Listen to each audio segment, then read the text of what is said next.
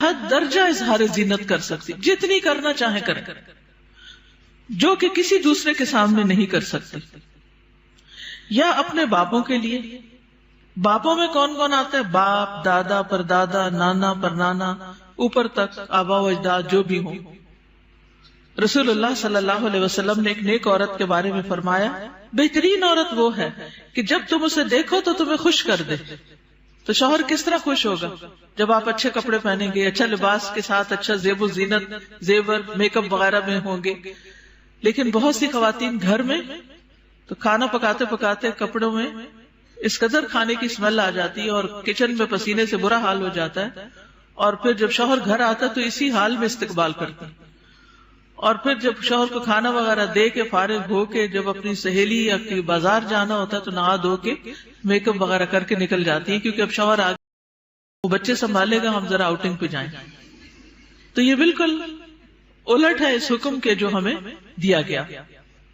فرمایا بہترین عورت وہ ہے کہ جب تم اسے دیکھو تو تمہیں خوش کر دے، جب تم اسے کوئی حکم دو تو تمہاری اطاعت کرے، اور تمہاری غیر موجودگی میں اپنے نفس اور تمہارے مال کی حفاظت کرے. یا اپنے شوہروں کے باپ کے لیے، شوہر کا باپ جیسے سسر، شوہر کا نانا، شوہر کا دادا، شوہر کا پرنانا، شوہر کا پردادا، اوپر تک آبا و اجداد.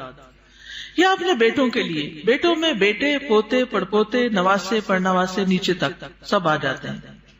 یا اپنے شوہروں کے بیٹوں کے لیے، پوتے، شوہر کے نواسے، نیچے تک، یعنی ستیلے بیٹے بھی. اس میں شوہر کے بیٹے اور ان کے آگے بچوں کے بچے بھی سب آ جاتے ہیں.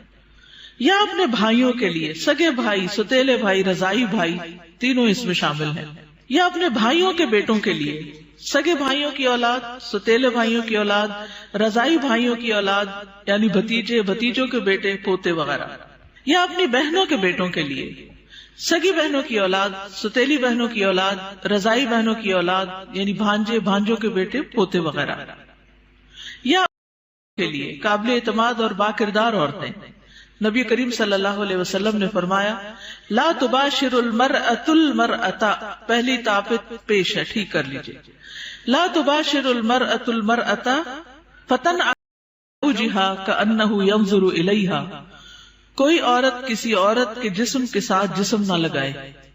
بعض اوقات لوگ حق کر رہی ہوتی ہیں لڑکیاں ایک دوسرے کو تو اتنا زیادہ چپک جاتی ہیں ایک دوسرے سے، یہ بھی درست نہیں.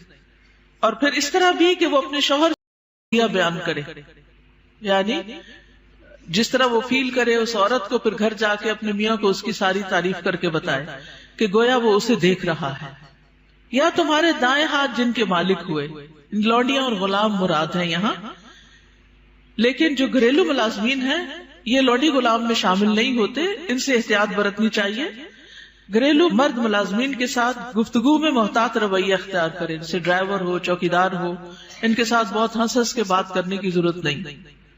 مذکورہ والا تمام رشتوں کے سامنے زینت کا اظہار کرتے ہوئے ان کے مقام کو پیش رکھیں.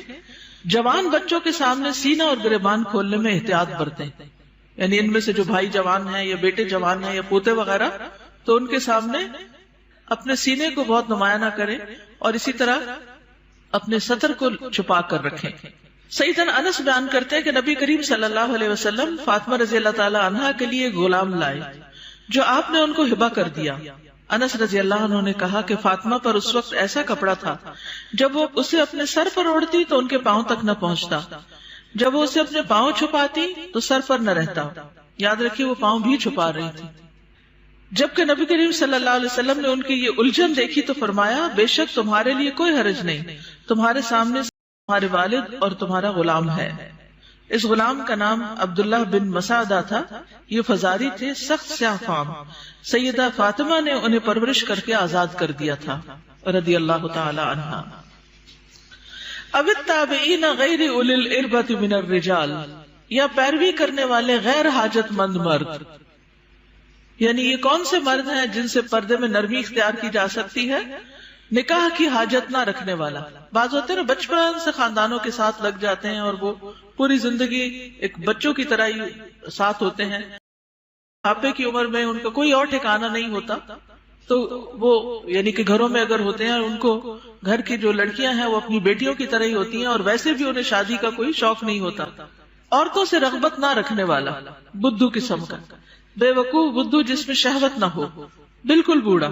بعض اوقات ایسے بچے ہوتے ہیں نا، اسپیشل بچے کہ جن کو کوئی مینٹلی ان کو کوئی سمجھ نہیں ہوتی، جنسی خواہشات سے آری، مخنث اور ہجڑے جن میں کوئی شہوت نہ ہو. یہ یاد رکھیے، کیونکہ بعض ہجڑے جو ہیں ان کے اندر سب کچھ ڈیولپڈ ہوتا ہے. لیکن ان افراد کے سامنے زینت کا اظہار کرتے ہوئے بھی احتیاط کا دامن نہ چھوڑیں، پھر بھی محتاط رہیں. غیر اولی الاربہ، وہ بے خبر ہے جس میں شہوت نہ ہو. یہ سیدنا ابن عباس کا قول ہے. اب الطفل الذین لم یظہروا علی عورات النساء، یا وہ بچے جو عورتوں کی چھپی ہوئی باتوں سے ابھی واقف نہیں ہوئے. نابالغ بچے جن کا جنسی شعور بیدار نہ ہوا ہو، جو کم عمری کی وجہ سے عورتوں کے حالات اور مخصوص اوصاف سے واقف نہ ہوں، جن کو کوئی سمجھ نہ ہو پیریڈز کیا ہوتے ہیں، اور یعنی ابھی ان کی عورتوں سے متعلق جو خاص باتیں ان کو سمجھ نہ ہو. ابن کثیر کہتے ہیں جب بچہ بالغ ہو یا بلوغت کے قریب ہو اور ان چیزوں کو جانتا پہچانتا ہو، بدصورت اور خوبصورت عورت میں تمیز کر سکتا ہو، یعنی جس دن بچہ بہت خوبصورت ہے تو اسے عورتوں کے پاس نہ آنے دیا جائے. یہ ابن کثیر کی تفسیر ہے.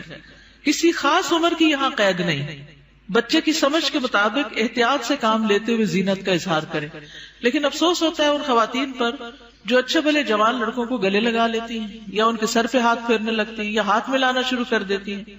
یہ بھی اس حکم کے منافی ہے، چاہے بچپن سے اس بچے کو آپ نے پالا ہی کیوں نہ ہو. وَلَا يَضْرِبْنَ بِأَرْجُلِهِنَّ لِيُعْلَمَ مَا يُخْفِينَ مِنْ زِينَتِهِنَّ، اور وہ اپنے پاؤں مارتی ہوئی نہ چلیں کہ جو وہ اپنی زینت میں سے چھپاتی ہیں اس کو جان لیا جائے. یعنی مردوں کو متوجہ کرنے والی چال نہ چلے، یعنی چلتے ہوئے بھی ایک وقار کا خیال رکھیں. جھنکار والی پازیب نہ پہنے، یعنی پاؤں کا زیور ایسا کہ جو چھن چھن کرے اور بازار میں توجہ کرے وہ نہیں پہنے، باہر گھر میں پہن سکتے. آواز پیدا کرنے والا جوتا استعمال نہ کرے، یعنی جیسے بہت ہائی ہیل پہن کے پھر وہ ٹک ٹک ٹک سے سب متوجہ ہو جاتے ہیں، اس سے بھی بچیں. تیز خوشبو استعمال نہ کریں. ابن کثیر کہتے ہیں اس ممانعت میں ہر وہ چھپی ہوئی زینت داخل ہے جو حرکت کرنے سے ظاہر ہو جائے. اسی ضمن میں عورت کو خوشبو لگا کر باہر نکلنے سے بھی منع کیا گیا ہے کہ لوگ اس کی خوشبو محسوس کریں. زمانہ جاہلیت میں رواج تھا کہ عورت جب راستے میں چلتی اور اس نے پاؤں میں پازیب پہنی ہوتی جس کی آواز سنائی نہ دیتی تو وہ اپنے پاؤں زمین پر جس سے مردوں کو پازیب کی جھنکار سنائی دیتی. تو اللہ تعالیٰ نے مومن عورتوں کو ایسا کرنے سے منع کر دیا.